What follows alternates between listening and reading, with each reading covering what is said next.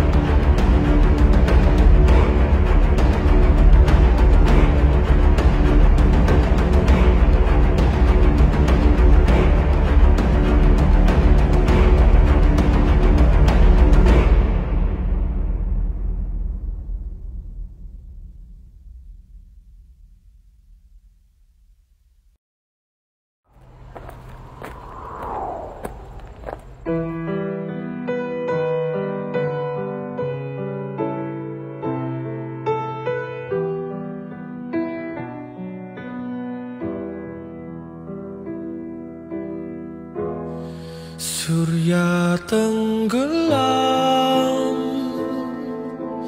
ditelan kabut kelam, senja nan muram di hati remuk redam.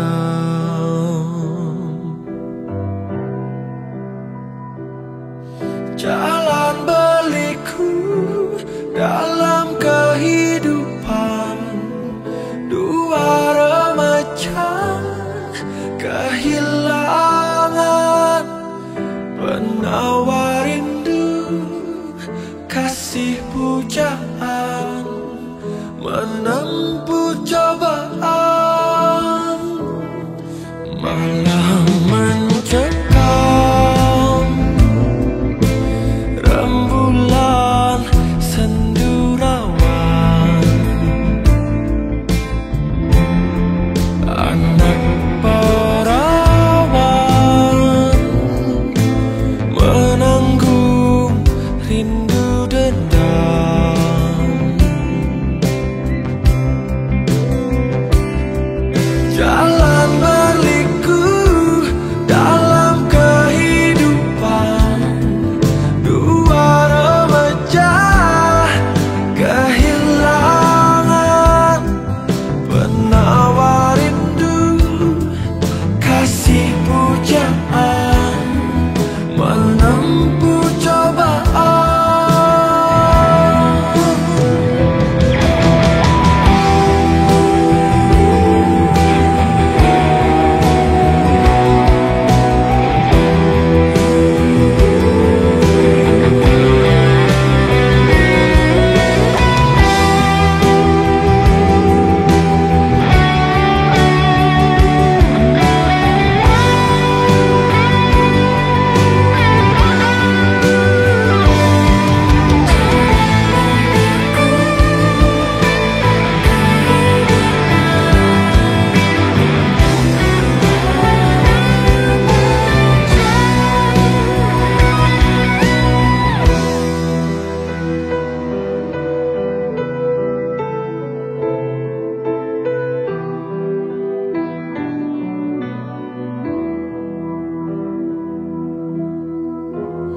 Surya tenggelam ditelan kabut kelam, senja nan muram di hati remuk redam.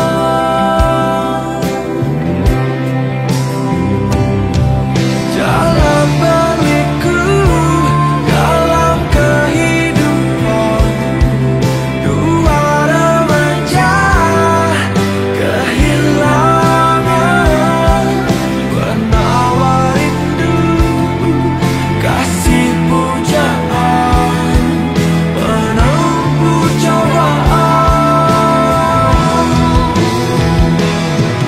Jalan berliku dalam kehidupan dua remaja kehilangan penawar rindu, kasih pujaan menempuh cobaan. Penawar rindu, kasih pujaan menempuh cobaan. Surya tenggelam.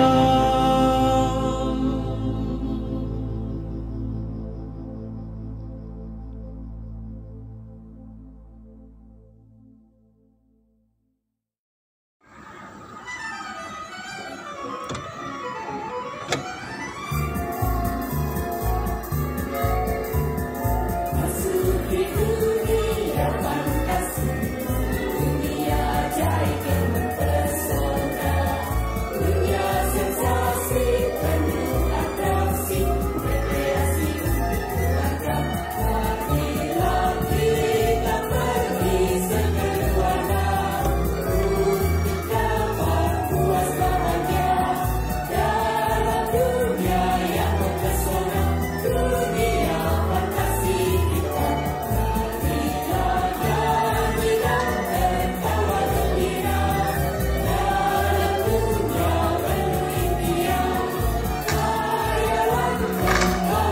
terima kasih kembali untuk sahabat pengamatnya. Makasih sudah terpasang benar. Jika sudah semuanya bersiap, duduknya bersandar dan berpegangan, kita mulai perwakilannya.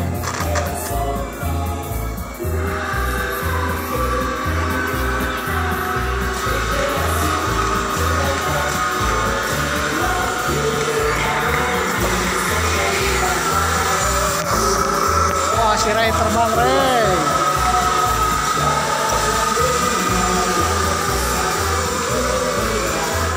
Ray terbang, Ray.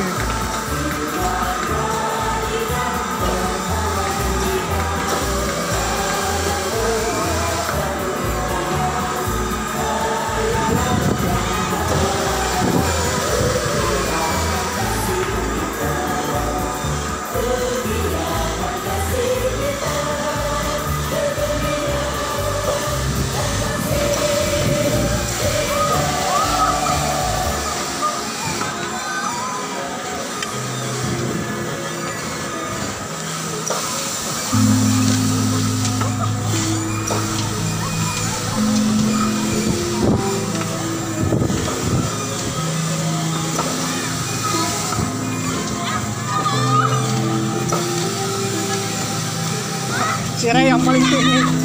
Si Ray terbang yang paling tinggi, Ray. Wah.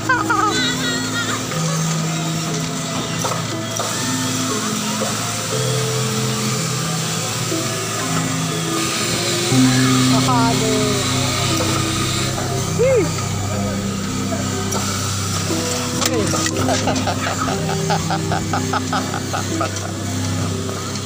Waduh.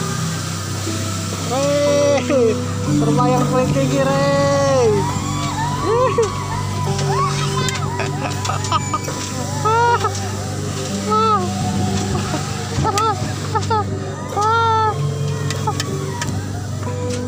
Paling tinggi, Ray.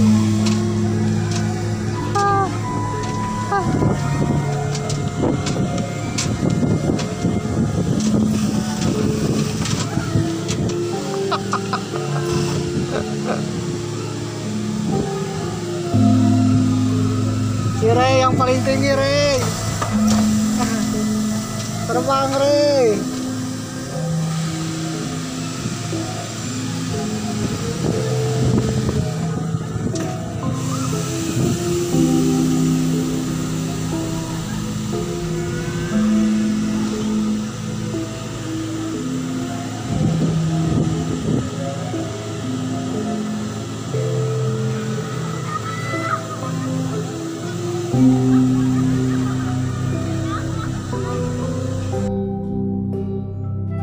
Assalamualaikum warahmatullahi wabarakatuh. Sampurasun. Apa kabar dulur-dulur baraya warga negara Indonesia? Tetap semangat di tahun baru Islam 1446 Hijriah atau tahun 2024 Masehi, pemirsa.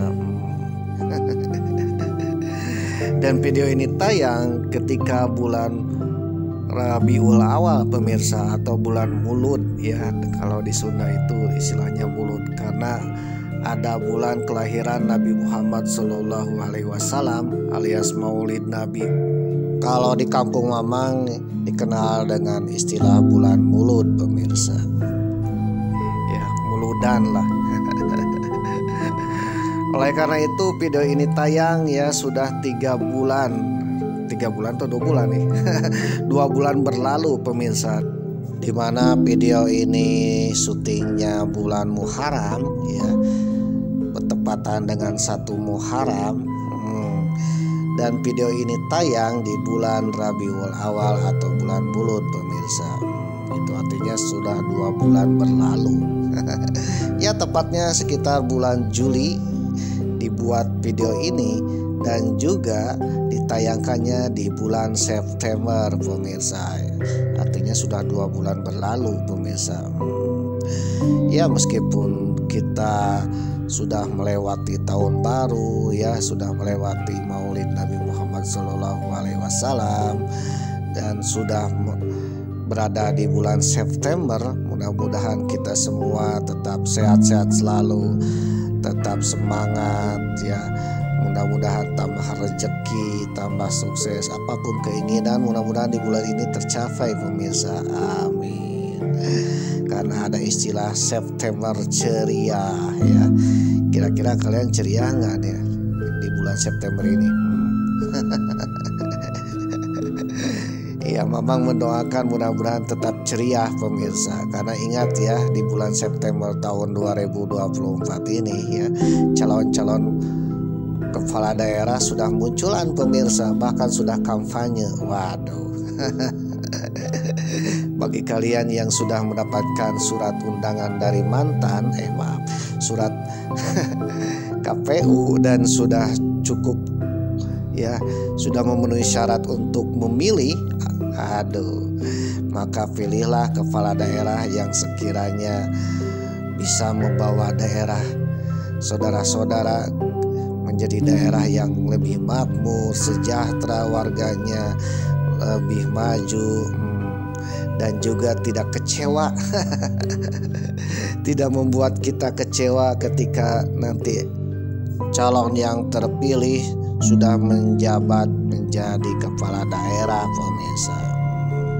Oleh karena itu, maka pilihlah kepala daerah yang sekiranya menurut saudara-saudara cocok untuk memimpin daerah ini pemirsa. Oke pemirsa, Mamang masih melanjutkan episode berpetualangan ke kota Jakarta. Backpackeran pemirsa, dengan sehemat mungkin untuk berpetualangan mencari pengalaman. Waduh. Dan kebetulan ya, ketika sampai di Jakarta, Mamang hampir seharian nyungsep di dunia fantasi pemirsa ya. Nyungsep di dunia penuh dengan imajinasi. Meskipun imajinasi, tapi ini nyata pemirsa. Bagi kalian yang banyak fantasi ya, daripada fantasi di dalam kamar mandi, waduh, dan kebetulan berada di kota Jakarta, waduh, ya kali-kali datanglah ke Ancol pemirsa ya, ke dunia fantasi yang ada di Ancol.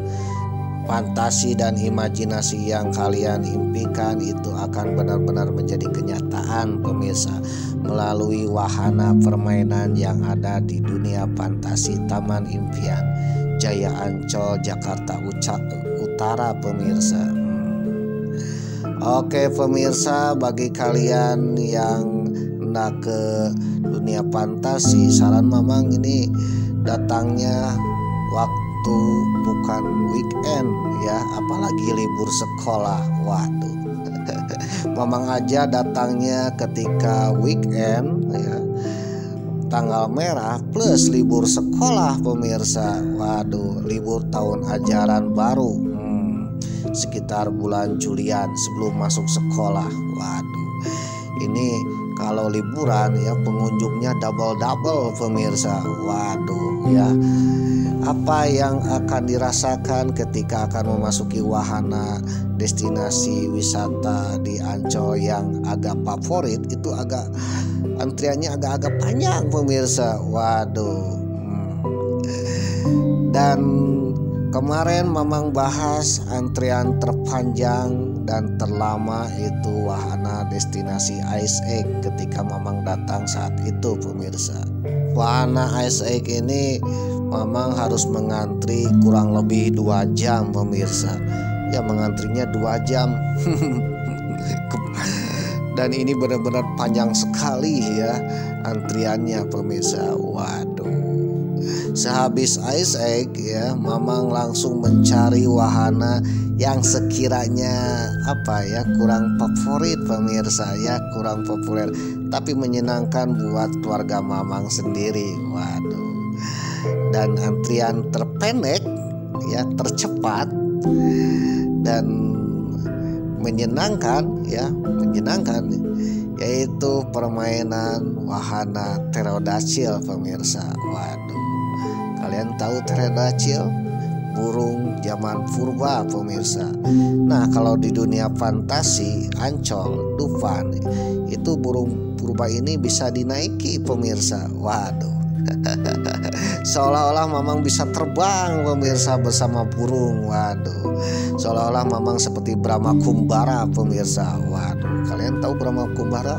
Brahma Kumbara ini suatu kisah legenda ya, yang difilmkan bahkan menjadi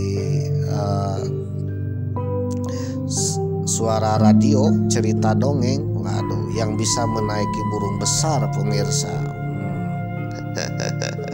Terbang ke angkasa. Waduh, ya serasa Dewa Wisnu naik Garuda Kencana pemirsa. Waduh.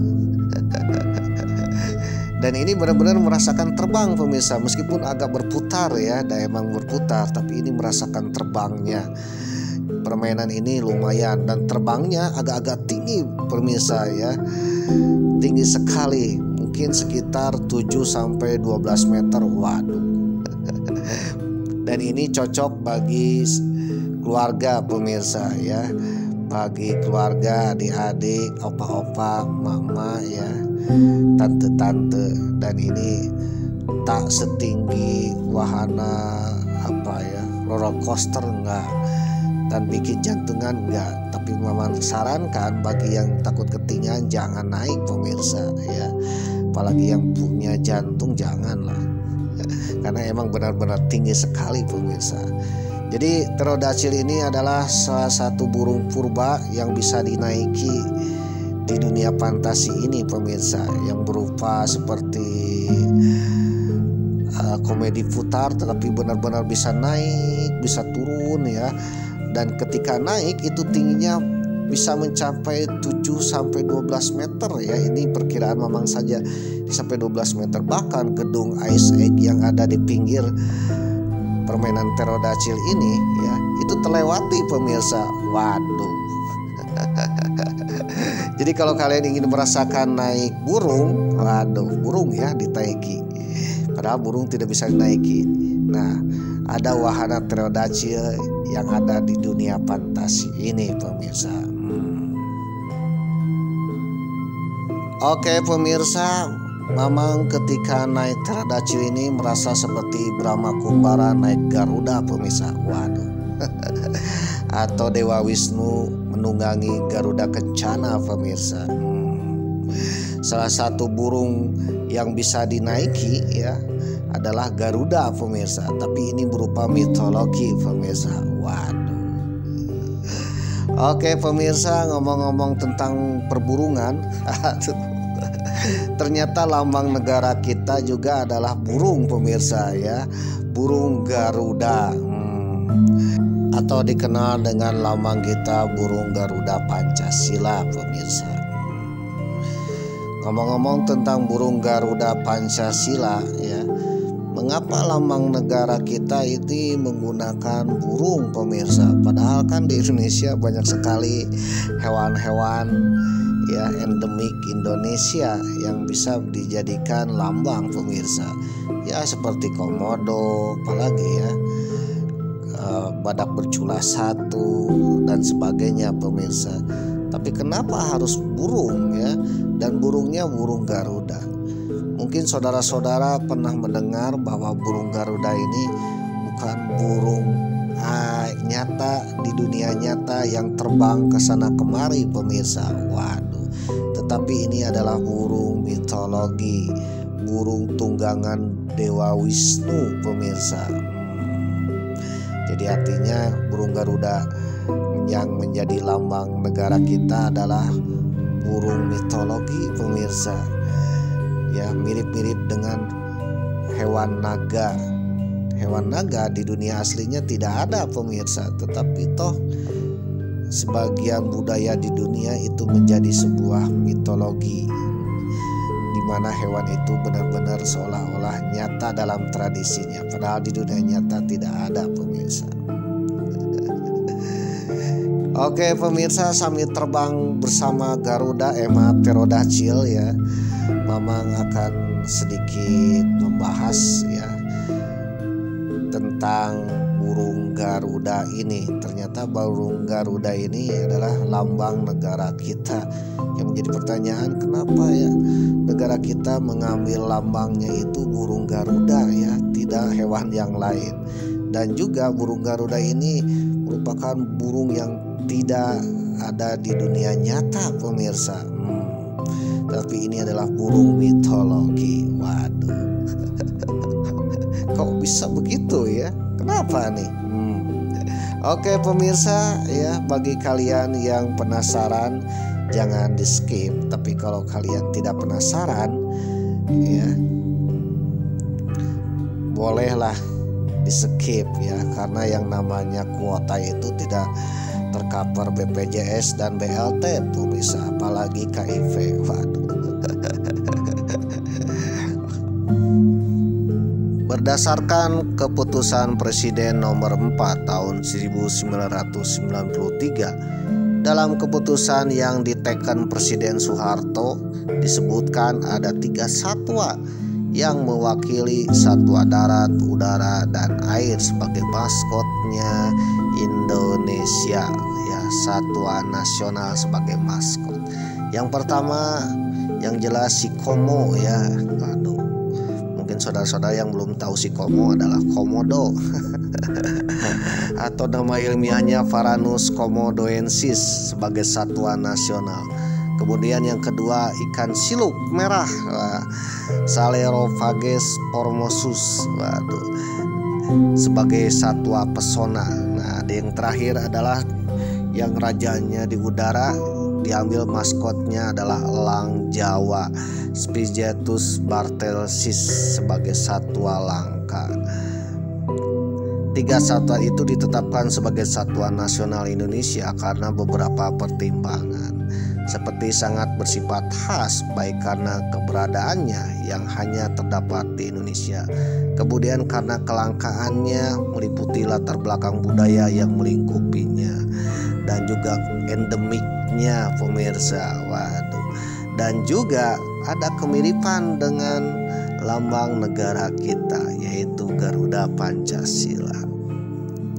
Dilansir dari tempo.co dengan judul artikel Kisah Perubahan Lambang Garuda Pancasila, editor Hisyam Luhfiana dengan reporternya Yolanda Agne, Minggu 2 Juni 2024 kemarin ya. Lambang negara Indonesia Garuda Pancasila adalah simbol kebanggaan dan identitas nasional yang mengandung makna filosofis mendalam. Dikenal sebagai lambang yang menggambarkan Pancasila, dasar negara Indonesia. Garuda Pancasila bukan hanya sekedar emblem, tetapi juga representasi nilai-nilai luhur bangsa. Dikutip dari laman Universitas Peradaban, lambang Garuda memiliki sejarah panjang sebelum ditetapkan sebagai lambang negara. Dalam Undang-Undang Dasar 1945, Pasal 36 ayat A disebutkan bahwa lambang negara Indonesia adalah Garuda Pancasila dengan semboyannya Bhinneka Tunggal Ika. Desain Garuda pertama kali dicetuskan oleh Sultan Hamid II. Pada saat itu ia merupakan Menteri Sonderportofolio pada masa pemerintahan Republik Indonesia Serikat atau dikenal dengan RIS. Berdasarkan catatan Museum Nasional Indonesia, lambang Garuda banyak terinspirasi dari arca Garuda Wisnu yang ditemukan di Trawas, Jawa Timur. Garuda menjadi kendaraan atau wahana Dewa Wisnu dalam agama Hindu. Garuda digambarkan bertubuh emas, berwajah putih dan bersayap merah. Paruh dan sayap Garuda digambarkan mirip elang, tetapi memiliki tubuh seperti manusia. Ukurannya besar hingga bisa menghalangi matahari. Waduh. Simbol Garuda kemudian menjadi populer, terlihat dari arca dan relief yang terdapat lambang Garuda. Bahkan Garuda dijadikan lambang beberapa kerajaan Hindu pada masa lalu. Misalnya kerajaan Erlangga di abad ke-11 Masehi. Menurut Muhammad Yamin dalam 6000 tahun Sang Merah Putih edisi 1951, Simbol burung Garuda sebagai kendaraan Dewa Wisnu mulai dikenal orang-orang Nusantara sejak abad ke-5 Masehi, pemirsa. Kerajaan Hindu pada masa itu, Kerajaan Tarumanegara, diketahui memiliki raja bernama Purnawarman yang merupakan penganut Hindu aliran Wisnu. Hal tersebut menjadi bukti bahwa simbol Garuda sudah dikenal orang Nusantara sejak masa itu. Dalam mitologi Hindu, Garuda memiliki kisah di mana ia berhasil membebaskan ibunya dari cengkraman perbudakan. Simbol Garuda kemudian menjadi simbol yang cukup populer. Simbol Garuda juga ditemukan dalam arca dan relief candi-candi Hindu masa lalu seperti Candi Prambanan, Mendut, Sojiwan, Penataran, Belahan, Sukuh, dan Cento. Simbol Garuda juga diketahui dijadikan sebagai lambang beberapa kerajaan Hindu pada masa lalu. Kerajaan Erlangga di abad ke-11 Masehi misalnya menggunakan Garuda sebagai lambang kerajaannya. Lambang Garuda banyak ditemukan di bagian puncak prasasti-prasasti yang dibuat pemerintahan Erlangga. Selain kerajaan Erlangga, simbol Garuda juga dipakai oleh kerajaan Jenggala, yaitu pada masa pemerintahan Raja Mapanji Garasakan, Alanjung Ayes, dan Samarotsaha. Bahkan lambang Garuda juga digunakan oleh kerajaan Islam Samudra Pasai, pemirsa.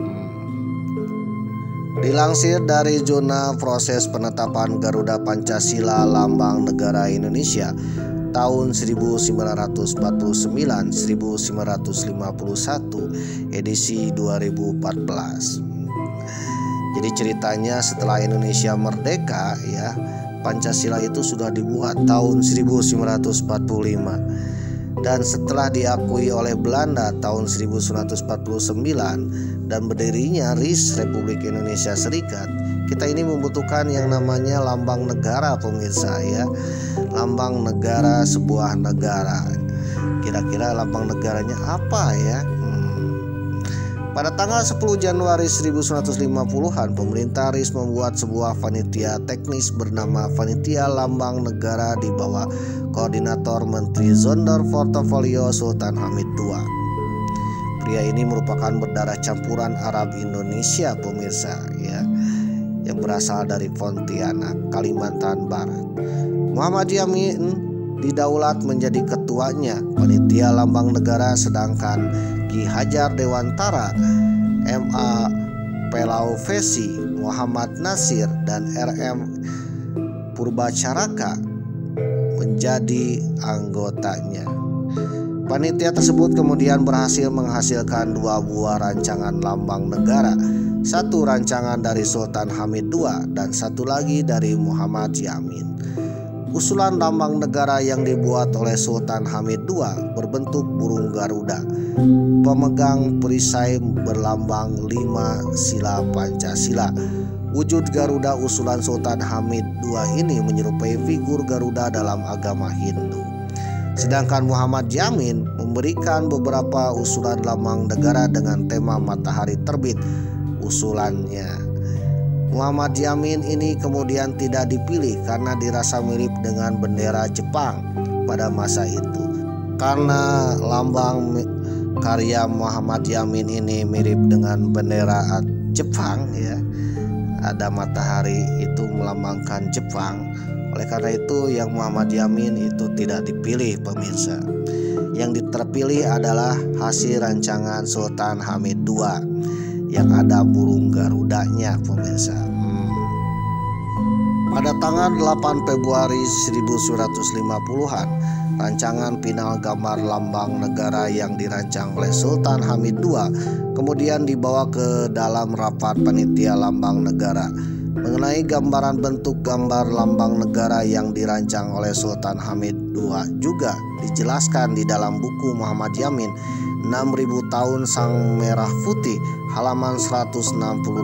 Burung Garuda itu memegang sebuah perisai yang terbagi atas 5 bidang yang keseluruhannya melukiskan ajaran Pancasila yang menjadi dasar filosofi kenegaraan sejak proklamasi. Pri ketuhanan yang Maha Esa, pri kebangsaan, pri kerakyatan, pri kemanusiaan, dan pri keadilan. Semboyan yang banyaknya 17 aksara itu Bhinneka Tunggal Ika berasal dari Pujangga Tantular yang mengarang kitab Sutasoma pada zaman emas sekeliling Patih Gajah Mada dan negara Hayam Wuruk pada masa kerajaan Majapahit. Gambar lambang negara ini lambang negara RIS tahap pertama yang masih harus diperbaiki oleh Sultan Hamid II. Oleh Muhammad Hatta, dalam Bung Hatta menjawab wawancara Muhammad Hatta dengan Z. Yasni, cetakan ketiga, Jakarta Gunung Agung 1978 halaman 108. Patut pula ditambahkan sebagai catatan bahwa lambang dengan tulisan yang mempunyai arti demikian mendalam itu dipadukan menjadi seperti sekarang ini dengan melalui sayembara waktu RIS dulu dan dilaksanakan oleh Menteri Priyono. Banyak gambar yang masuk waktu itu, tetapi yang terbaik akhirnya ada 2 buah, yaitu Muhammad Yamin dan juga Sultan Hamid II yang diterima oleh pemerintah dan DPR saat itu. Rancangan lambang negara Sultan Hamid II yaitu figur burung elang Raja Wali. Selanjutnya, gambar lambang negara bisa diterima oleh anggota panitia lambang negara. Demikian juga lambang negara rancangan Mr. Muhammad Yamin kemudian diserahkan kepada Perdana Menteri Muhammad Hatta untuk dibawa ke pemerintah dan sidang parlemen RIS untuk dipilih. Gambar rancangan Sultan Hamid II yang diterima 10 Februari 1950-an untuk pertama diperkenalkan kepada khalayak ramai di Hotel Des Indies, yang kemudian pada rapat parlemen RIS bersama pemerintah ditetapkan parlemen RIS sebagai lambang negara RIS pada tanggal 11 Februari 1950. Walaupun demikian, ada masukan beberapa waktu dari Presiden Soekarno. Ketika itu rancangan yang dibuat oleh Sultan Hamid II itu Garuda dengan berkepala manusia, pemirsa, mirip-mirip dengan Garuda tunggangan Dewa Wisnu, yang benar-benar bahwa kepalanya manusia, sayapnya ke bawahnya adalah ekor elang, ya. Itulah Garuda dalam mitologi agama Hindu. Namun dikritik oleh Presiden Soekarno, pemirsa. Presiden Soekarno meminta bahwa kepalanya harus diganti dengan kepala burung Raja Wali, pemirsa. Oleh karena itu Sultan Hamid II pun merubah kepala Garuda dari kepala manusia menjadi kepala Raja Wali. Namun kepala Raja Walinya tidak berjambul alias botak. Tanggal 20 Februari 1950-an ketika Presiden Soekarno sedang berpidato kenegaraan, melihat lambang negara tersebut tergantung di belakang podium parlemen Istana Merdeka di Penjambon. Kepala burung Raja Wali itu tidak berjambul dan terlihat gundul. Waduh. Presiden Soekarno meminta memperbaiki bentuk kepala. Kemudian Sultan Hamid II mengubah bagian kepala menjadi berjambul, ya, mirip-mirip sekarang. Kemudian Kementerian Penerangan RIS atas perintah Presiden Soekarno, ya, memerintahkan pelukis yang terkenal bernama Dullah untuk melukis kembali lambang negara tersebut. Akhirnya dari sketsa Dullah inilah maka lambang negara Indonesia itu, ya, yang kita lihat sekarang ini. Kemudian lukisan itu dipotret dalam bentuk hitam putih untuk dikoreksi kembali oleh Presiden Soekarno. Ternyata masih ada keberatan dari beliau, yakni bentuk cakar kaki masih ada yang mencekram. Seloka Bhinneka Tunggal Ika dari arah belakang sepertinya terbalik. Presiden Soekarno mengkritik cakar Garuda yang membawa slogan Bhinneka Tunggal Ika itu terbalik, pemirsa. Memang begitu burung terbang membawa sesuatu seperti keadaan alamiahnya toh. Masa iya burung elang atau Raja Wali terbang membawa sesuatu dengan mencengkram cakarnya dari arah belakang toh. Belakang suatu benda yang jelas harus dari depan pemirsa ya, untuk melihat ke alamiahnya. Akhir Februari 1950-an, Sultan Hamid II mendapat saran dari Presiden Soekarno untuk menyempurnakan kembali pada bagian bentuk kepala burung Raja Wali Garuda Pancasila yang terkesan gundul atau mirip elang bondol pada lambang negara Amerika Serikat. Ya, selanjutnya sekitar awal Maret 1950-an, Sultan Hamid II mengajukan lukisan lambang negara yang sudah diperbaiki khususnya pada bagian kepala Raja Wali Garuda Pancasila tersebut. Gambar tersebut ternyata masih mendapat masukan dari Presiden Soekarno, yaitu pada bagian bentuk cakar kaki yang mencengkram pita ya, terlihat menghadap ke belakang terkesan terbalik. Pita Bhinneka Tunggal Ika. Kata Bung Karno ya, kalau mencengkram pita itu bukan dari arah belakang tapi harus dari depan supaya terlihat alamiahnya burung pemirsa. Penyempurnaan yang dilakukan Sultan Hamid II hanya tinggal merubah bentuk cakar kaki sehingga menghadap ke depan, dan bagian lain sudah sama seperti gambar lambang negara sekarang ini. Oke pemirsa, entah kebetulan atau memang Soekarno terinspirasi dari salah satu binatang yang ada di Nusantara ini, yaitu elang Jawa pemirsa. Waduh, ternyata Garuda yang ada jambulnya itu mirip dengan elang Jawa pemirsa. Waduh. Apakah elang Jawa ini adalah Garuda? Ternyata elang Jawa adalah elang Jawa, Garuda adalah Garuda. Ya, Garuda adalah burung mitologi yang dijadikan lambang negara Republik Indonesia pemirsa. Dalam perjalanan sejarahnya pembuatan lambang itu ada perubahan-perubahan beberapa kali. Dari lambang Garuda dengan wajah manusia berbadan burung sampai lambang Garuda dengan wajahnya burung elang gondol pemirsa, elang botak mirip-mirip negara Amerika Serikat. Elang gondol juga mirip dengan lambangnya DKI Jakarta pemirsa. Waduh, kota Jakarta. Mungkin nanti Mama akan bahas ya. Ternyata Jakarta juga punya maskot elang pemirsa. Waduh. Nah, Soekarno bilang ya, minta untuk ada yang jambulnya. Setelah dilukis oleh Dullah ya, dan diperbaiki oleh Sultan Hamid II, ternyata yang ada jambulnya itu mirip dengan elang Jawa pemirsa. Waduh. Jadilah elang Jawa menjadi maskot nasional negara Indonesia pemirsa. Waduh. Oleh karena itu kesimpulannya bahwa elang Jawa bukanlah Garuda, tapi Garuda mungkin terinspirasi gambarnya ya, jambulnya mirip dengan elang Jawa. Elang Jawa merupakan adalah salah satu spesies elang berukuran sedang yang endemik di Pulau Jawa. Hewan ini konon menjadi salah satu inspirasi lambang negara Indonesia, Garuda Pancasila. Meski sebenarnya Garuda merupakan binatang mitologi yang merupakan wahana kendaraan Dewa Wisnu. Binatang mitologi ini memiliki sepasang sayap berkepala burung, namun dengan tubuh seperti manusia. Awalnya burung pada Garuda Pancasila tidak berjambul, namun Presiden Soekarno mengusulkan untuk menambahkan jambul agar tak mirip dengan lambang negara Amerika Serikat yang menggunakan lambang burung juga ya, burung perkutut burung elang gondol pemirsa. Waduh.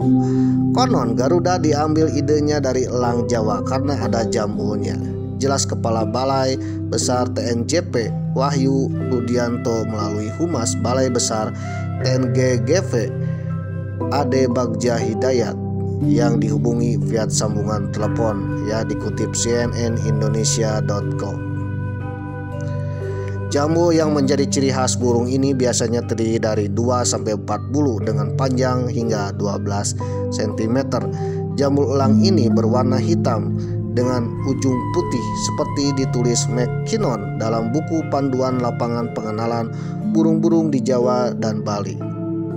Menurut buku panduan identitas elang Jawa dikenal dengan nama ilmiahnya Spigetus bartelsis. Elang Jawa terhitung cukup jarang bertelur. Burung ini bertelur 1-2 butir dalam setahun. Telur berjumlah 1 butir yang dierami selama kurang lebih 47 hari. Masa bertelur tercatat mulai bulan Januari hingga Juni, seperti tertulis pada buku karya Saucer, R.V. Ditchman, dan I. Setiawan itu. Sarang burung ini berupa tumpukan ranting-ranting berdaun yang disusun tinggi, dibuat di cabang pohon setinggi 20-30 di atas tanah.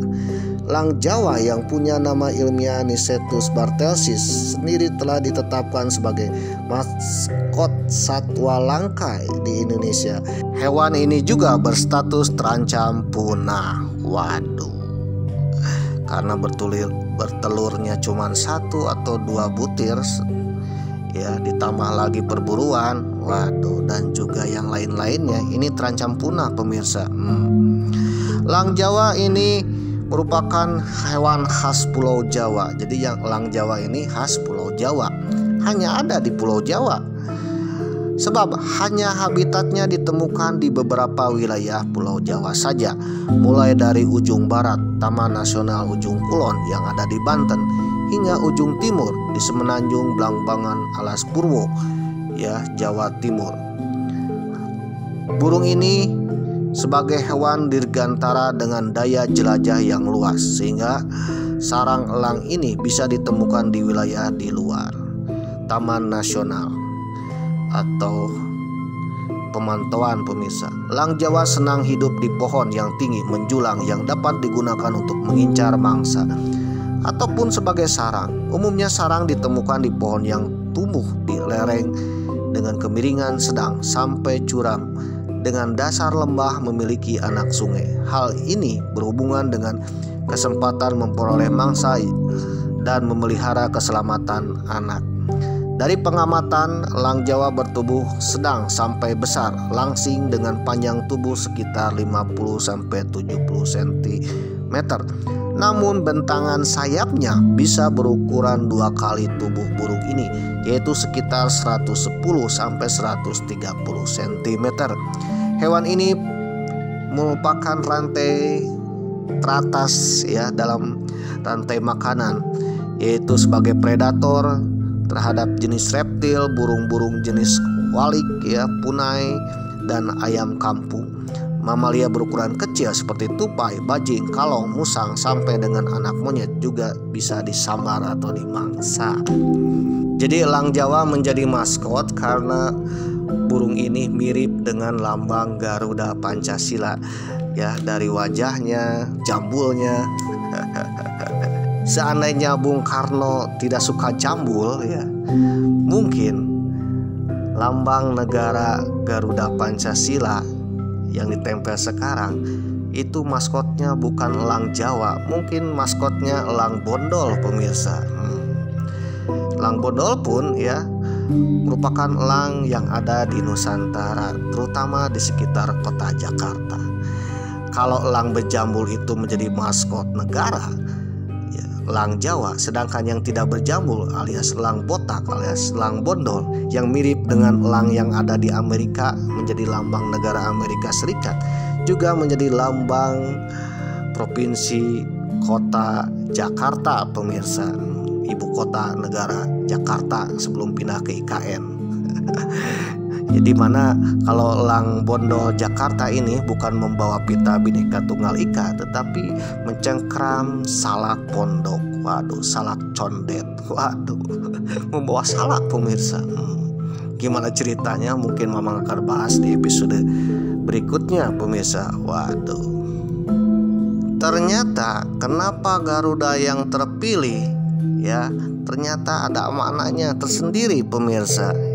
Itu maknanya hampir sama dengan apa yang terjadi bangsa Indonesia pemirsa. Dikutip dari historia.id dengan judulnya Garuda sebelum jadi lambang negara. Lambang negara Garuda berasal dari relief dan cerita Garudayana, burung yang berbakti kepada ibunya. Ditulis oleh Risa Herda Hita Putri, 14 Agustus 2019. Sultan Hamid II yang merancang burung Garuda Pancasila ya sebagai lambang negara Republik Indonesia dan disempurnakan oleh berbagai aspirasi dari Bung Karno dan juga dilukis ulang oleh Dullah ya sehingga akhirnya menjadi lambang negara kita. Ternyata Garuda yang dirancang oleh Sultan Hamid II ini terinspirasi dari cerita mitologi dan cerita yang kisah mitologinya Garuda, seorang pejuang. Waduh. Sewaktu para dewa dan asura sibuk mengaduk lautan susu demi mendapatkan air kehidupan atau amarta, Winarta bermain tebak-tebakan dengan madunya. Kardu, siapa yang salah tebak harus menjadi budak yang menang taruhan. Waduh. Coba terka, apa warna ekor kuda Usais Swara ya? Ucas suara, kata sang Kadru. Ini kudanya seperti apa ya? Tahu nih. Putih, jawab Winarta. Maka keluarlah kuda Ucais suara dari dalam lautan yang diaduk. Sesungguhnya jawaban Winarta benar adanya. Namun Kadru yang licik meminta anak-anaknya para ular untuk menyemburkan bisa ke arah kuda itu. Ekor Ucais suara yang semula putih berubah menjadi hitam. Waduh. Winarta yang dianggap kalah, ia pun harus menjadi budak Kadru. Begitu pula putranya Garudayana ya putra Kadru. Putra Winarta yang berwujud burung Garuda ya kepala manusia. Ia ikut diperbudak oleh ular-ular atau naga, anak sang Kadru. Ketika tahu Winarta bisa bebas apabila ditebus dengan air amarta, Garuda pun berusaha mengambilnya di dunia para dewa. Kepada Wisnu ia berjanji jika diberi air keabadian itu, ia bersedia menjadi kendaraannya. Air amarta pun ia bawa kepada ibu tirinya. Ia tebus Winarta dari perbudakan. Kisah tentang Garudayana itu berasal dari cerita Samudera Amantana yang merupakan salah satu episode dalam Wiracarita Mahabharata, yaitu Adiparwa. Garis besar kisahnya bertalian dengan dua istri Benggawan, Kasyapa, Winarta dan Kadru yang tak kunjung hamil. Sang Banggawan pun memberikan 3 butir telur kepada Winarta dan 100 telur kepada Kadru. Di antara 100 telur yang diarami Kadru, semuanya menetas menjadi 100 ekor ular. Sementara dari 3 telur yang dirami Winarta hanya 1 yang menetas. Ia menjadi makhluk setengah burung, setengah manusia yang dinamakan Garudayana. Dewi Cahyono, pengajar sejarah Universitas Negeri Malang, menjelaskan kisah Adiparwa telah disadur pada masa pemerintahan Dharma Wangsa Teguh, yaitu sebuah kerajaan pada abad ke-9. Kala itu kisahnya diterjemahkan dari bahasa Sangsakerta ke dalam bahasa Jawa kuno. Kisah itu kemudian banyak diwujudkan dalam bentuk relief pada masa Majapahit. Sekira abad ke-14, contohnya seperti yang terlihat di dinding Candi Kidal yang pernah direnovasi pada masa keemasan Majapahit oleh Hayam Wuruk. Pada Candi Kedaton dan Candi Suku juga ada relief-relief tentang Garuda. Ada juga arca Wisnu naik Garuda yang diberikan berasal dari pertitaan belahan di lereng Gunung Penanggungan. Menurut arkeolog Haryani Santiko dalam ragam hias ular naga di tempat sakral periode Jawa Timur, terbit di jurnal Amerta, arca itu sering dianggap sebagai perwujudan Raja Erlangga. Arcanya menggambarkan Garuda tengah mencekram naga. Dewi Cahyono menjelaskan perjuangan yang dilakukan oleh sang Garuda merupakan ekspresi bakti anak kepada ibu. Dalam konteks yang lebih luas, kisah itu bisa disebut sebagai bakti kepada ibu pertiwi dan atau tanah air. Ya, perjuangan untuk membebaskan tanah air dari penjajahan asing demi meraih kemerdekaan. Nah, jadi makna itulah kemudian menjadi pertimbangan tim perumus lambang negara Indonesia, diantaranya Muhammad Yamin, R.M. Purbacaraka, dan Supomo. Teks susastra dan relief cerita tentang Garudayana itu dijadikan referensi bagi penentuan figur lambang negara. Lanjut Dewi. Ketika mendesain lambang, relief Garuda di Candi Sukuh menjadi inspirasinya. Bentuknya berupa seekor burung Garuda berukuran besar dalam posisi mengepakkan sayap. Kedua kakinya setengah jongkok dan mencekram dua ekor naga yang saling membelit dengan arah hadap berlawanan. Waduh. Relief ini dalam beberapa hal mengingatkan kita kepada wahana Wisnu pada arca perwujudan Erlangga, kata Dwi dalam historia.id. Lalu lambang ini juga mirip dengan dua buah arca manusia setengah burung di halaman Candi Sukuh. Arca ini digambarkan dalam posisi berdiri sambil mengepakkan sayap. Kedua data ikonografis itu dimodifikasi seperlunya dan dipadukan antara lain dengan mengganti sepasang naga yang saling membelit dengan pita Bhinneka Tunggal Ika. Semboyan ini pun beratus tahun lalu sudah bisa ditemukan dalam Kakawin Sutasoma karya Empu Tantular. Nah, akhirnya ternyata burung Garuda, lambang Garuda ini ya karya Sultan Hamid II terinspirasi dari cerita Garuda. Dan cerita Garuda ini ya tersebar dalam kitab-kitab kuno dan juga relief-relief di candi-candi di Indonesia, pemirsa, terutama candi-candi yang ada di Jawa. Oke pemirsa, jadi itulah kenapa lambang negara kita dilambangkan dengan burung mitologi, pemirsa, yaitu burung Garuda. Dimana burung mitologi ini tidak ada di dunia nyata, pemirsa, tetapi yang ada di dunia nyata itu adalah mirip ya, kemiripan, yaitu elang Jawa.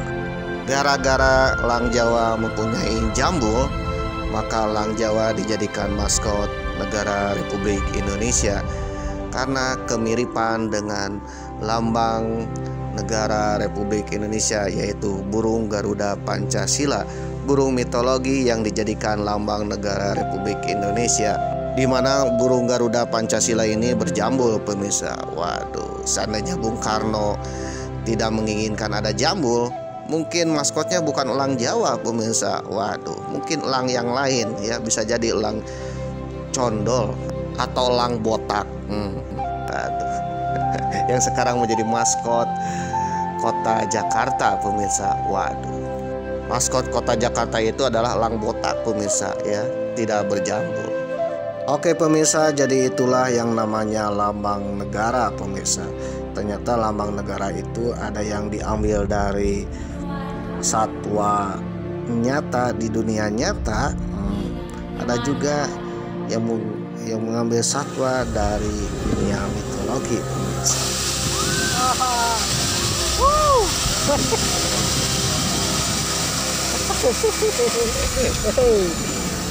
Aduh.